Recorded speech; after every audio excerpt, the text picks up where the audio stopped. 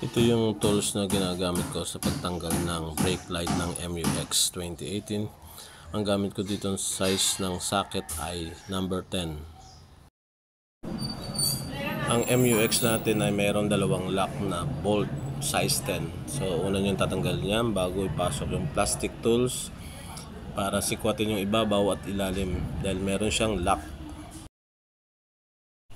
Sa bandang ilalim, ipapasok nyo rin yung special tools natin na plastic tools na yan para masikwat natin yung pinaka-lock sa ilalim.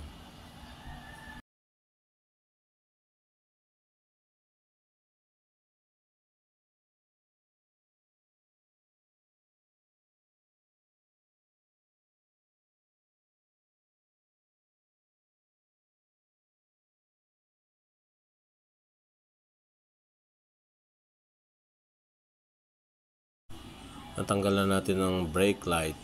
Yan, meron siyang lock sa ibabaw at meron din siya sa ilalim. Ayan ang kailangan natin matanggal. Tapos yung ilaw na nabusted, ite-turn nyo lang pakaliwa para matanggal yung pinakailaw.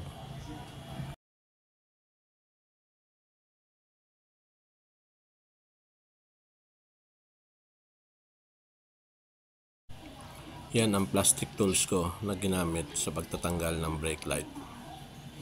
Yan yung nabusted na ilaw, yung stoplight. Tapos tinanggal ko ang ilaw niyan para palitan ng bago. Yan yung nabusted na ilaw. Yan ang kailangan mapalitan para gumana ulit. Tanggal na yung ilaw, ayun yung papalitan ko na ilaw na napundi.